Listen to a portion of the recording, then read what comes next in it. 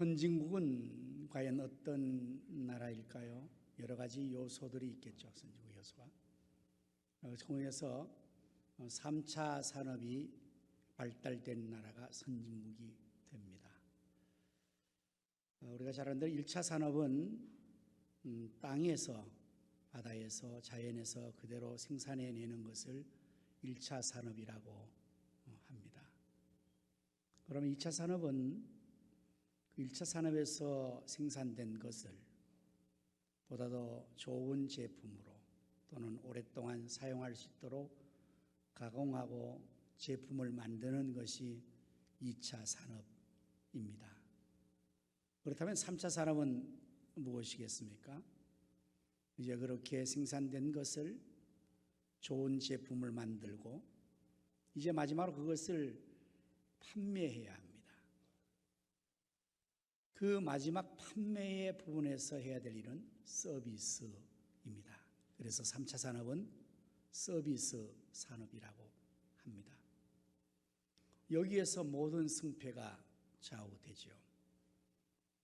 아무리 좋은 제품을 만들다 할지라도 그것을 세일할 수 없다면, 판매할 수 없다면 그 많은 시간의 노력과 투자와 모든 것들은 다 실패하고 말 것입니다. 그래서 서비스가 마지막 부분에서 잘 되어지면 성공합니다. 그러기에 이 제품을 위해서 서비스하는 사람들은 엄청난 광고를 주면서 TV나 또는 매체를 통해서 광고를 합니다. 그 제품을 잘 팔기 위해서. 그래서 CF 모델들을 유명한 연예인들을 쓰기도 하지만 최근에서는 보다 더 자기 상품에 대한 신뢰도를 고객들에게 서비스해 주기 위해서 사장님들이나 친히 그 연구한 사람들이 나와서 직접적으로 상품을 광고하는 그런 것들도 알 수가 있습니다. 나라들의 경우에도 어제는 그 나라의 수반 대통령이 외국에 나가서 직접 세일을 하는 그러한 일들도 이제 힘을 쓰고 하고 있습니다. 오늘 우리의 시대가 서비스 시대로 바꿨죠. 그래서 우리는 모든 것들이 편리하게 잘 서비스될 수 있는 것들을 선호하게 됐습니다. 결혼의 대상자에 대한 그 선호도도 많이 바뀌었습니다. 이전에는 어떤 남자가 좋습니까?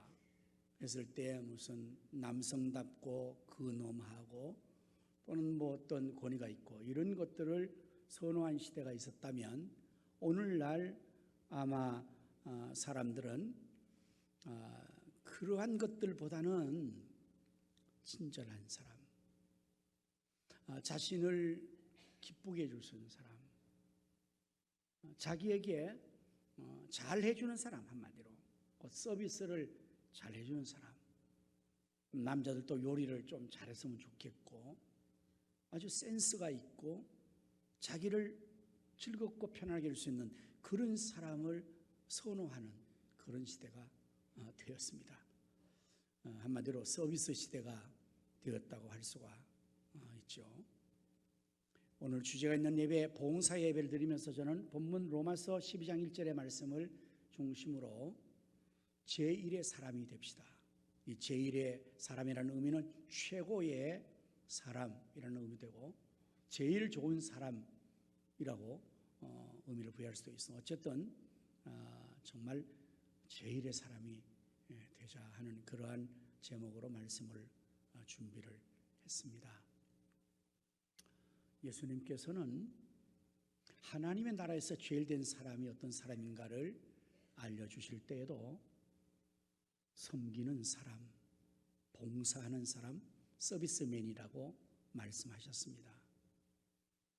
마태복음 20장 25절 이하의 말씀을 보면 예수께서 이들을 불러다가 이르시되 이방인의 집권자들이 그들을 임의로 주관하고 그 고관들이 그들에게 권세를 부리는 줄 너희가 알거니와 너희 중에는 그렇지 않아야 하나니 너희 누구든지 크고자 하는 자는 너희를 섬기는 자가 되고, 너희 누구든지 으뜸이 되고자 하는 자는 너희의 종이 되어야 하리라.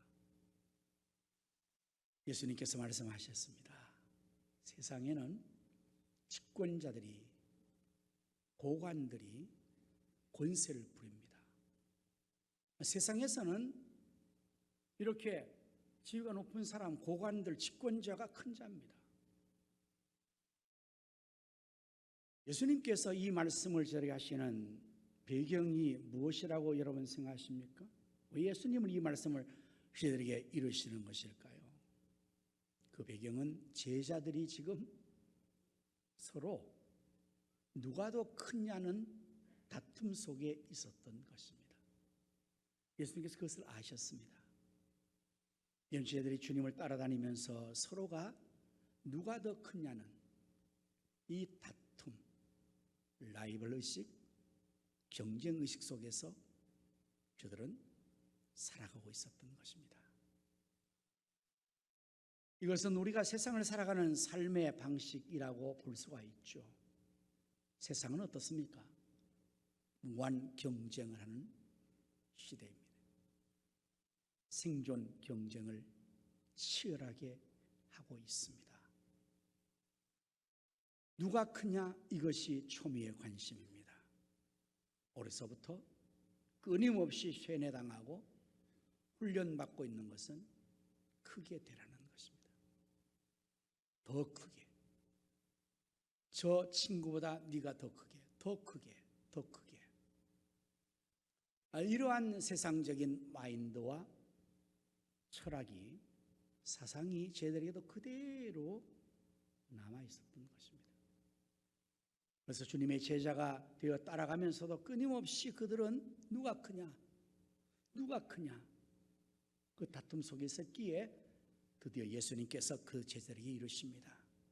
이방인의 세계에서는 집권자들이, 권세를 부리고 고관들이 군림한다. 너희는 그렇지 않다. 너희 중에 누구든지 크고자 하는 자가 있느냐? 섬기는 자가 되어라. 봉사자가 되어라. 너희 누구든지 으뜸이 되고자 하는 자, 그는 종이 되어야 할 것이다. 세상에서 우리가 길들여 있는 우리는 어쩌면 이러한 예수님의 말씀을 들으면서도 그러면 세상에서는 못 살아. 없이 여기당하고 짓밟혀. 잘난 척 해야 돼. 아는 척 해야 돼. 있는 척 해야 돼. 아마 그런 생각이 우리에게 남아있을지 몰라요. 세상과 하나님 나라는 다릅니다. 이방인과 거룩한 하나님의 백성은 다르다는 것이에요. 서로 세상은 그럴지 몰라도 하나님 나라 여기는 그렇지 않다. 주님께서 전제하셨습니다.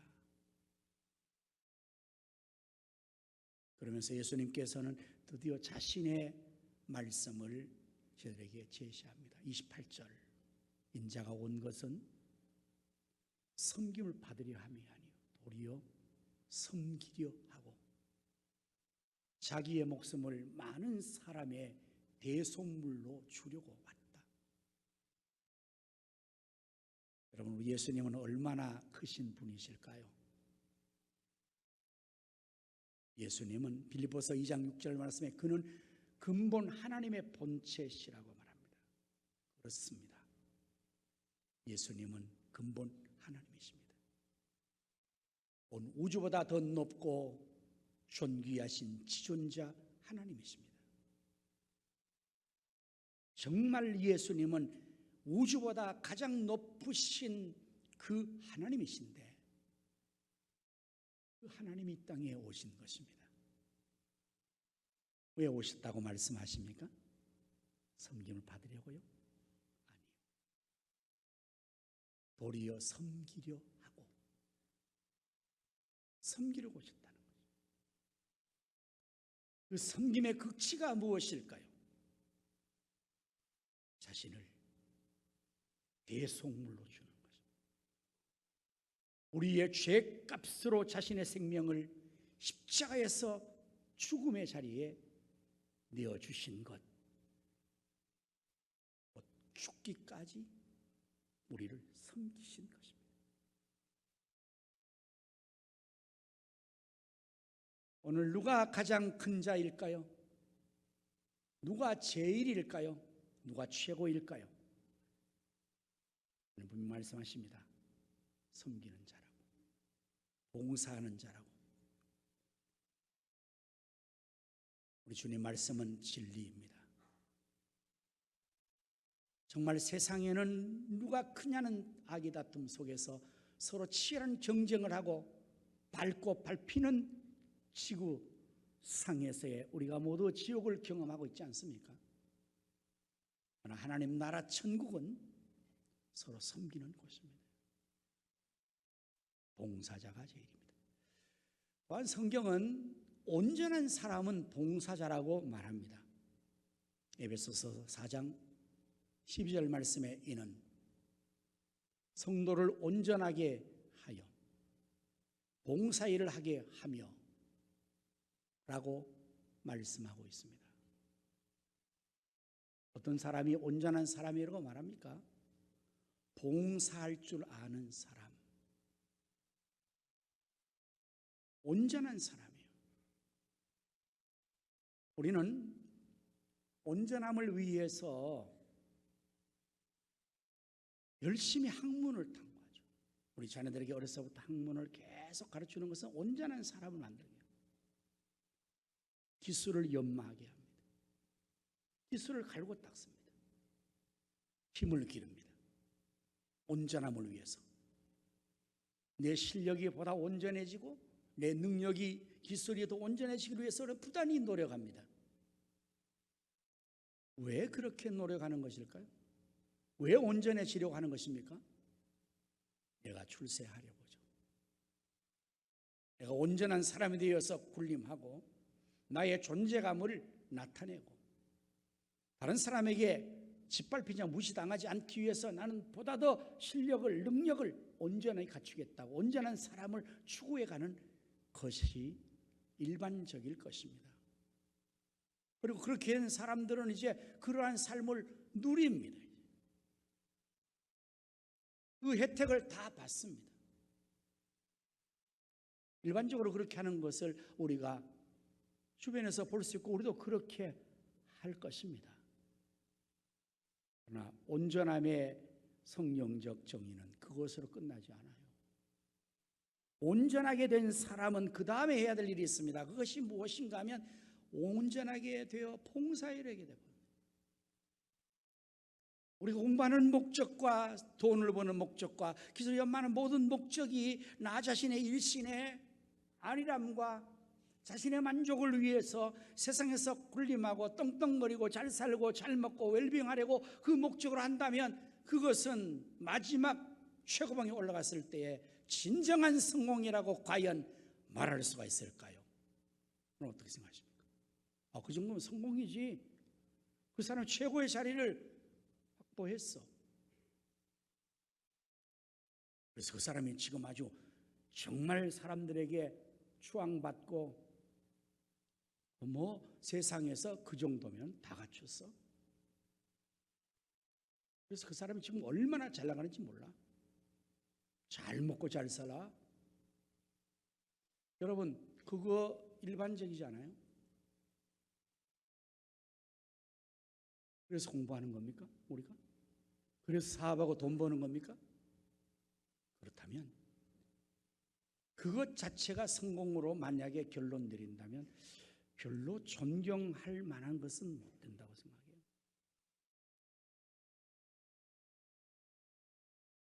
그렇게 그러한 삶을 사람들을 통해서 내가 주변이 혜택을 받는다고 말할 수도 없을 거예요. 오히려 어쩌면 더 상대적인 피해를 당할 수 있다고 생각되지 않습니까? 가진 자의 횡포가 없는 자들에게 피해를 끼칠 수도 있지 않겠습니까? 그러나 반대로 온전한 사람이 봉사를 하기 시작해요. 그 지식으로, 그 실력으로, 그 능력으로, 그 높은 권좌에서 이제는 다른 사람을 위해서 봉사하는 것. 섬겨주는 거예요.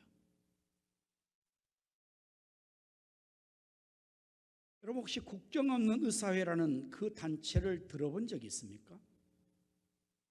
영상을 보면 거기에 선전이 계속 뜨는데요. 저는 국경 없는 의사회. 그 의사들이죠. 간호사들이죠.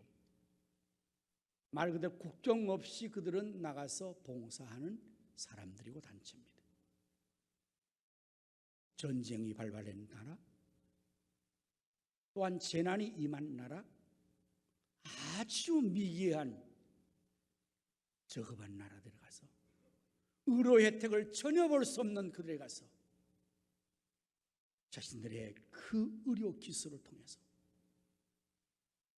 대가 없이 자신의 시간을, 자신의 의학적인 그 모든 재능과 그 모든 기술을 통해 사람을 살리는 거예요. 여러분, 이런 사람들이 정말 온전한 사람이요, 제일의 사람이요, 존경할 사람 아닙니까? 내가 열심히 공부해서 출세해서 내 권좌에서 내가 이 권한을 다 누리고 나 자신을 위해서 수억의 연봉을 받고 그것을 챙기는 것은 뭐 죄는 아니죠. 죄는 아니죠. 그게 무슨 그걸 자기만을 위해서 배를 채우고 있다면 온전함이라고 보기는 조금 아쉬운 게 있지 않겠는가 저는 생각해요. 제1의 사람은 봉사하는 사람이고 다른 사람을 섬겨주는 사람. 그럴 때 그 섬김으로 사회가 변화되죠. 이웃의 혜택을 보죠. 그럴 때 우리가 찬송 부르는 당신의 그 섬김이 천국에서 해같이 빛납니다 되지 않겠습니까? 그러한 사람들의 그 섬김이, 그 헌신이, 충성이 이 땅에서도 해같이 빛나지 않겠습니까?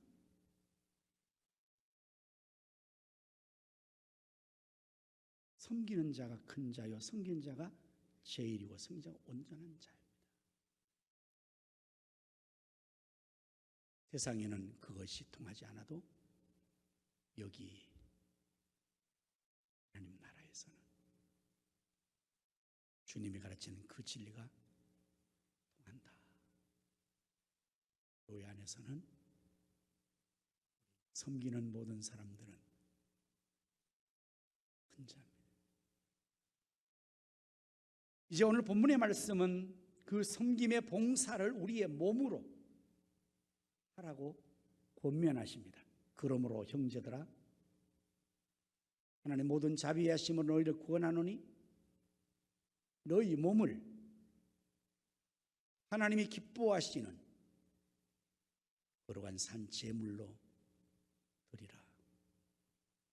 이는 너희가 드릴 영적 예배니라. 이제 우리가 봉사하는 일에 있어서 우리의 몸을 통해서 봉사하라고, 산 제물이 되라고 권면하고 있습니다. 이 말씀은 우리 예수님께서 먼저 본으로 보이신 것입니다. 우리 예수님께서 이 땅에 오셔서 당신의 몸으로 산 제물이 되셨습니다. 우리를 살리시기 위해서, 우리의 구원을 위해서 예수님께서 친히 당신의 그 몸으로 십자가의 제물이 되신 것입니다. 하나님 기뻐하시는 거룩한 산 제물 예수님이 되셨죠. 그래서 우리에게도 그것을 지금 권면하고 있습니다. 여러분들, 우리 하나님을 섬길 때, 우리가 이웃을 섬길 때 우리의 몸을 통해서 섬기는 일은 정말 귀한 일입니다. 그리고 어려운 일이요, 쉬운 일이 결코 아닙니다.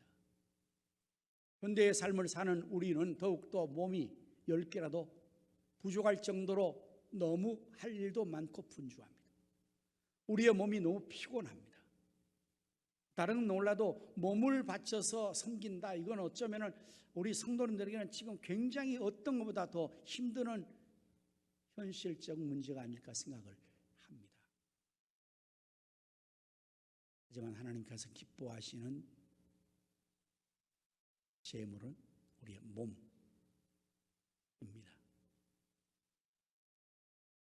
우리 교회는 이렇게 큰 건물을 가지고 있지만은 교회를 관리하는 관리인이 없습니다. 특별히 관리하시는 직원이 없다는 말이죠. 하지만 우리 교회는 이렇게 깨끗하게 관리가 되고 있습니다. 어떻게 가능할 것일까요? 우리 모든 성도님들이 몸 바쳐 마음 들여 이 주님 몸된 교회를 내 몸과 같이 관리하기 때문입니다. 내 집처럼 관리하기 때문입니다. 그렇게 하려니 얼마나 힘이 들겠습니까? 이야말로 이 큰 건물을 이렇게 깨끗하게 늘 관리하려니 우리 성도님들이 정말 그 몸이 으스러지고 머리가 휘어지고 제가 그것을 압니다. 그런데 그러한 문제 가지고 사실 지금까지 오면서 많은 논란도 있었습니다. 의논도 있었습니다. 건의도 있었습니다. 국위 산업사가 되면서 우리 성도의 삶의 라이프 스타일이 달라졌지 않습니까? 이제는 맞벌이 부부를 하지 않으면 살 수 없는 구조로 들어가서 시간을 낼 수가 없고 몸을 들일 수가 없어요. 평일에 교회 나와서 뭐 시간 들이고 할 수 있는 그게 안 되니까 목사님 우리도 다른 교회들도 큰 교회가 그렇게 하는 게 많답니다. 용역을 줍시다. 용역 헌금을 하겠습니다. 돈은 내겠습니다. 그래서 우리가 용역을 붙이면 청소업체는 아주 깔끔하게 잘해줍니다. 정말 시대에 맞는 제안이고 방법이라고 저도 생각을 합니다만은 동의를 제가 안 했습니다. 또 고집을 좀 부렸습니다. 그렇게 하지 않겠습니다. 하지 맙시다. 그러니 우리 성도님들이 정말 고생을 많이 하는 것을 제가 한편으로는 참 미안하게 생각도 하고 한편으로는 따라주심에 협조해 주심에 감사하기도 한데 제가 이렇게 한 개인적인 경험이 있어서 그렇습니다. 제가 신학교를 다닐 때 학생 때 교육전도사를 한 적이 있는데요. 이 교회를 1988년 8월 10일에 세운 서울에 있는 청량교회에서 제가 청년 시절 신학교를 다니면서 거기서 봉사를 했습니다. 그 교회는 교회를 관리하는 집사님이 따로 있었습니다. 늘. 근데 제 친구와 더불어서 같이 교육전사하면서 교회 섬기고 학교를 다녔는데 그 해 어느 해 11월쯤에 그만 그 관리 집사님이 갑자기 사임을 하신 거예요. 관리인이 없어지게 됐죠. 그럼 교회를 이제 관리 누가 해야 되는데 장로님들이 이거 참 어떡하지? 지금 이 시간에 또 관리인을 갑자기 구한다고 안 되니까 하고는 이제 아마 신학생 둘에게 알바를 한번 맡겨보면 좋겠다고 의논하신 것 같아요. 장로님들 오셔서 임 전사님 또 뭐 김 전사님 올해는 아니지만 이제 연말이라서 구하기도 힘드니까 한 2달 정도 교회에 한번 알바로 한번 봉사를 해주시면 좋겠습니다. 그래서 뭐 우리가 훈련하는 과정이니까 괜찮다 해서 그러겠습니다라고 대답을 했습니다. 제 친구하고. 근데 이게 참 세상 아이들 말로 장난이 아니더군요. 아침부터 오후 늦게까지 학교에서 수업을 하고 이제 교회로 들어오면 이 교회 일이 얼마나 많은지 제가 그때 정말 몸소 알았어요. 체험했어요. 그때까지만 해도 요즘하고 이제 여러 가지 시설에 대한 관리의 시스템이 발달되지 않았기 때문에 지금 우리 교회는 뭐 냉난방이 너무 이 전기로 하니까요. 전혀 수고할 게 없어요. 그냥 스위치 하나만 눌렸다 떼면 되거든요. 근데 그때는 모든 게 다 이 연료를 통해서 냉난방을 했던 시대거든요.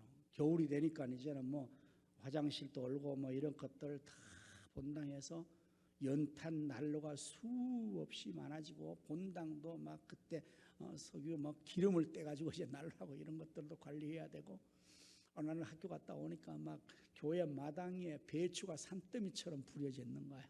김장하라고. 그거를 또 둘이가 다 나누고 다 분리하고, 이 뭐 저녁이 됐는데 저녁 밥을 만들어 먹을 수 없을 정도로 바쁘더라고요. 세수를 할 정도가 없을 정도 아주 바빠 죽겠어요. 그걸 한 2개월 동안 했지요. 그때 불쌍하게 어떤 한 아가씨가 저를 구제해 줬는데, 그러고 나서 제가 이제 그 다음에 임지로 이 교회 전인 서울의 대광교회를 개봉된 교회를 갔었는데, 그 교회는 관리인이 없는 거예요. 왜 없는가 했더니 성도 전체가 관리를 하는 거예요. 청소도 모두가 하고 교회 모든 것도 관리하고. 제가 그때 이거 참 좋은 거구나. 만약에 관리인을 두고 청소를 시키고 관리를 하면 우리 성도님들 어떻게 자세가 될 것 같습니까? 주일날 아니면 교회 왔을 때 청소가 안 됐으면 당장 관리인을 콜하겠죠. 관리 집사님, 왜 화장실 청소가 이렇게 안 됐습니까? 뭐 하신 겁니까? 이렇게 하죠. 왜 쓰레기통은 안 비웠습니까? 왜 이게 정리가 안 됐습니까? 아마 그냥 당연히 그분은 그걸 하니까 그렇게 아마 했을 거예요. 근데 우리는 관리인이 없기 때문에 그렇게 아무에게도 못합니다. 제 방은 제가 청소합니다. 우리 교육실의 모든 교육실에 있는 분들이 다 청소하고, 우리 모든 성도님들이 큰 건물을 매주마다 당번을 정해서 청소하고, 어떤 성도님은 매일마다 관리를 하고, 이렇게 하니까 누가 누구를 탓할 수가 없어요. 우리는 자기가 하면 되는 거니까. 안 됐으면 자기가 안 한 거니까. 몸을 바쳐서 하나님의 집을 봉사하는 것. 아버지 하나님 집이니까 내 집처럼 내가 관리하고 봉사하는 것. 하나님이 정말 기뻐하지 않겠는가? 당신의 그 섬김이, 그 충성이, 그 헌신이 정말 천국에서 주님 앞에서 해같이 빛나지 않겠는가? 저는 나름대로 생각하고, 제 이 믿음 때문에 우리 성도님들에게 참 고생을 지금 아주 많이 시키고 있습니다. 하지만 저는 분명히 확신하기로, 우리가 그렇게 우리의 몸을 들여서 주님을 섬겨 봉사하고 내 몸을 들여서 이웃을 섬겨 봉사한다면 그것이 제일이 아닌가. 그런 사람이 제일 최고의 사람이 아니겠는가, 주님께서 보실 때에.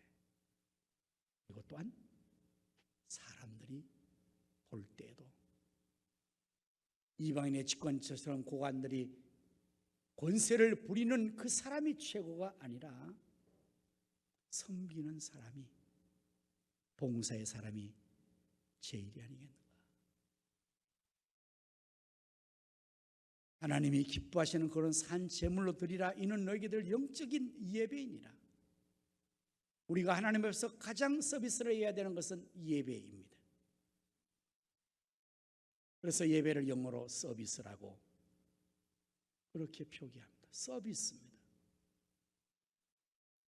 사랑하는 성도 여러분, 교회에 주일날 오실 때 무슨 마음을 가지고 오세요? 내가 오늘 교회 가서 은혜를 좀 많이 받아야지, 내가 사람들에게 서비스를 좀 많이 받아야지, 혹시 그런 마음을 가지고 오시지 않습니까? 그러면 그런 마음을 가지고 오신 분은 틀림없이 실망을 할 수 있습니다. 서운해질 수가 있습니다. 그 기대치에 합당하지 않으면 내가 불만이 생기고 서운해지고 불평이 생기고 소위 은혜가 되지 않을 것입니다. 예배를 드리러 왔을 때 내가 예배를 통해서 은혜를 받아야지라고 앉아 있으면 못 받으면 내가 서운해지는 겁니다. 그럼 얼굴이 가인같이 변할 것입니다. 안색이 변합니다. 가인이 아벨과 예배를 드렸습니다. 하나님께서 그 예배를 받지 않으셨기 때문에 가인은 안색이 변했다 했어요. 얘가 뭘 받으려고 오고 그렇게 하면 그게 안 주어질 때, 내게 합당치 않을 때, 설교가 마음에 안 들 때, 은혜가 안 될 때 내가 돌아가면서 안색이 좋지 않게 되겠죠. 예배는 받는 게 아닙니다, 여러분. 예배는 드리는 것입니다. 우리의 몸을 드리고 마음을 드리고 물질을 드리고 시간을 드리고 정성을 들여서 하나님께 서비스를 하는 것입니다. 예배는 하나님을 향한 서비스입니다. 예배가 잘못되면 서비스가 잘못되는 거거든요. 그럼 그때는 내가 죄송해야 되는 거예요. 좋은 음식점이나 좋은 호텔이나 아주 그런 데 한번 가보신 적이 있어요? VIP 대접을 받아본 적이 있으세요? 거기에 서비스하는 사람들이 어떻게 하던가요? 저는요, 신라 호텔 가가지고 발레 타는 그 사람에게요, 주차해 준다고 3만 원, 4만 원 주고 왔어요.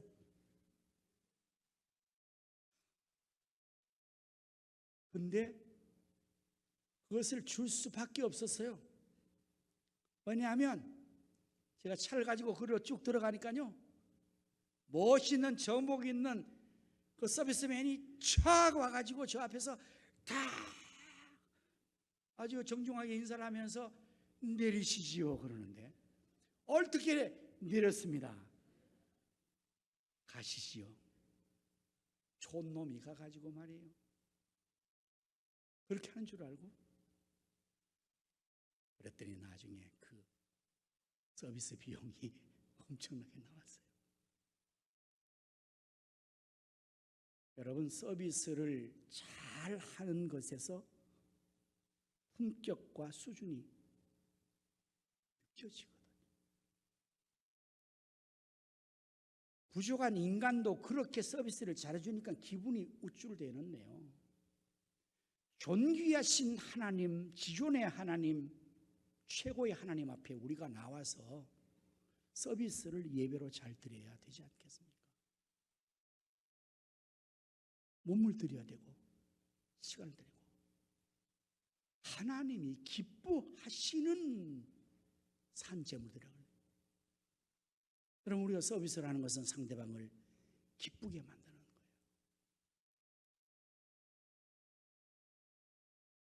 그랬을 때 그 서비스하는 사람이 사실은 제일로 보여지는 거거든요.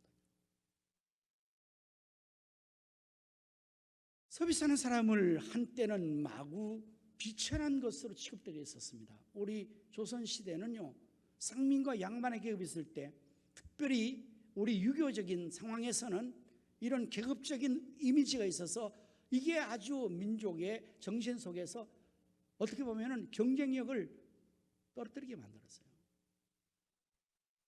서비스를 안 하잖아요. 남자들이 여자 앞에 서비스하면 안 되잖아요. 아니, 남존 여비고 남자는 하늘, 여자는 뭐요? 여자들 대답 한번 해보세요. 하지도 않죠, 지금. 그랬다가는 아주 남자들이 살아남지 못하죠. 근데 그런 걸 가르쳤어요. 서비스하면 부끄러운 거고, 서비스가 하면 잘못된 거고, 서비스하면 못난 거, 이렇게 생각했던 시대가 있어서 그렇게 했지만 지금은 그게 아닙니다, 실제로. 그것이 시대가 발달된 선진국이라서 하네. 이게 성경적 사상이에요. 이것이 예수님의 가르치심이에요. 이게 하나님의 말씀이에요. 이게 천국의 원리입니다. 누가 제일이라고요?